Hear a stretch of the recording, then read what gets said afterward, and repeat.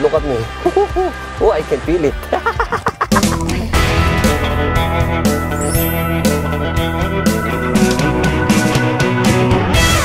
Hey boys and girls, Jack Logan here. Look at me. Look at me. I'm an explorer. Look, look, look. Oh, leather jacket. Oh, di ba? Oh, meron pa akong ganito. Oh. Ang ganda ng suit ko, mga kaibigan. Mukha akong adventurer. Kulang na lang magmukha akong Indiana Jones, mga kaibigan. Kaya ito ang aking outfitan, pare. Kasi pinahiram tayo ng GWM Motors Philippines ng isang kakaibang sasakyan, pare. Pang malakasan, pang off-road, pang pasyal, pang harabas. Itong sasakyan na gamit natin ang GWM tank. Itong tank na to, mga kaibigan, is actually a sponsor car dahil nag-sponsor ang GWM sa aking movie na The Last 12 Days starring Akihiro Blanco and Mary Joy Apostol. So maraming salamat po sa lahat ng bumubuo ng GWM. Other than that, syempre, pinahiram din na lang sa akin yung sasakyan para ma-experience ko, ma-drive ko, mapaikot-ikot yung sasakyan sa iba't ibang mga lugar kung saan ako nag-shoot ngayon. Kagaya ngayon, mag-establishing shots kami. So kukuha kami ng mga drone shots sa Sierra Madre. Dadaling ko siya ngayon. And now, i-share ko sa inyo ang experience ko dito sa sasakyan na to. Nako, napakasarap i-drive, mga kaibigan. Napakalambot. Para lang ako nagda-drive ng maliit na sasakyan. Sa totoo lang kasi yung control, yung handling, yung navigation, sobrang ganda dito sa GWM. And now, tara, punta tayo, mga kaibigan. Kasama ko si Hackdog. Let's go. Why am I thinking about that? Ano bang iniisip ko? No. Let's go. Alright, let's go. Woohoo!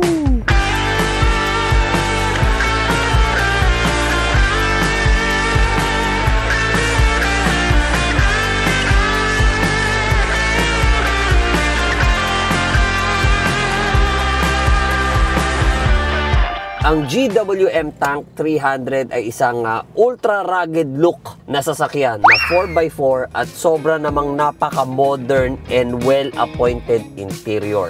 At syempre, ito ay targeted sa mga driver na medyo active ang lifestyle, mahilig mag-joyride, mahilig bumiyahe, magpunta sa iba't ibang lugar. At syempre, sa mga businessmen na maraming karga sa kanilang mga sasakyan, bagay na bagay sa inyo ang GWM Tank 300. Under the hood ng Tank 300, syempre ay mayroong 2.0 liter turbocharged 4-cylinder gasoline engine putting out 217 horsepower and 380 Newton-meter of torque paired with an 8-speed ZF automatic transmission. Ang haba nun!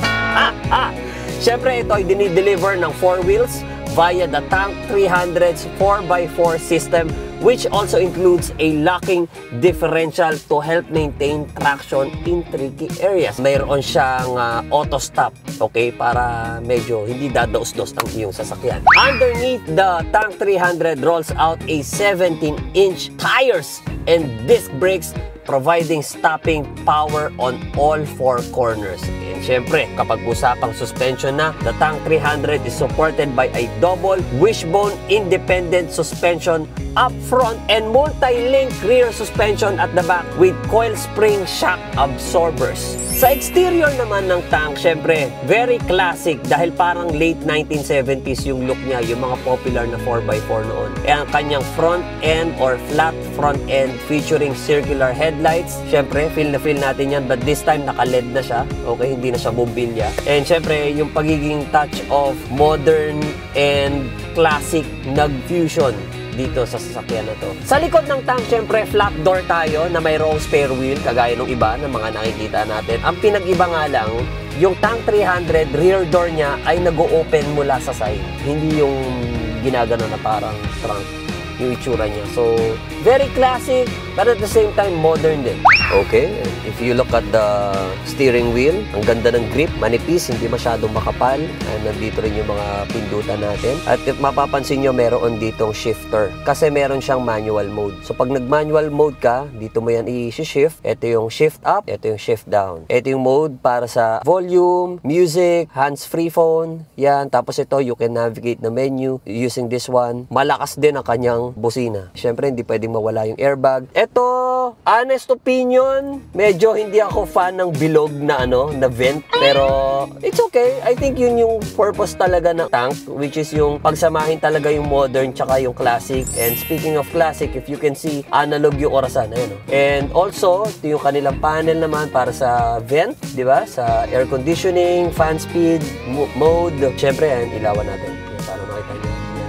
Okay. And dito naman sa panel na to, makikita mo rin yung ventilation, pati music. You see, nakikinig ako kay Kyla ngayon because I love Kyla. Kyla, it's the best. Pero pag nakita mo yan, you got all the menus here from radio, multimedia, Bluetooth phone, vehicle setting, at meron din siyang Apple CarPlay para sa mga iPhone users. Sa driver side naman, you can see the consumption. Makikita mo yung kung magkano na yung nagagastos mo. Hindi naman magkano. Kung ilan na yung nakukonsumo mong gasolina. Again, you are using a 95 octane gasoline here. And temperature, gasolina ko, ayan, medyo konti na lang, kaya magpapagas na ako mamaya. Ang kanyang gulong, you can see right here. Ayan yung kanyang gulong. See? Okay. So, there. And syempre, yung speed mo, ayan, 0 ko ngayon kasi nakahinto ko. Dito rin, sa side na to, if you can see, dito rin yung mga windows, di ba? Automatic ang windows niya. Side mirrors, nakakontrol mo rin dito. Syempre yung lock, yan o. Kita mo yan o. Classic. This is like parang aluminum. Hindi yan plastic. Napaka-sleek ng design, napaka-classic. But at the same time, mafe-feel mo rin na nasa modern kang sasakyan. Kasi nga talagang fusion siya talaga. At yun yung nagustuhan ko dito sa Tank 300. And lastly,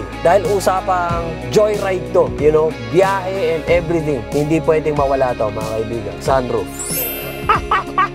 Look at that! Sunroof, baby! Hindi pwedeng mawala tayo ng sunroof. Napakasarap yata ang bumiyahe. Habang nakatingin ka sa kalye, katabi mo si special loved one.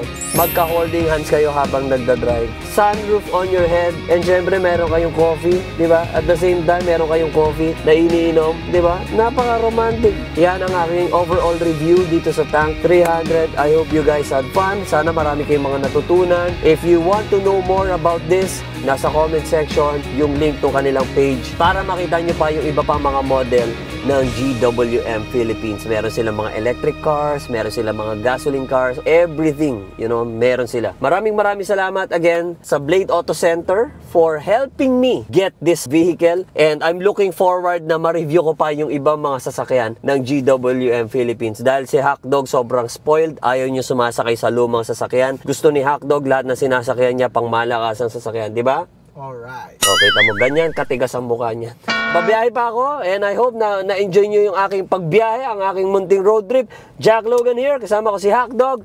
Bye, Hackdog. Bye. See you guys later. Let's go. Okay, sasara ko na to. Okay, driving now, baby. Okay, driving now. Woo!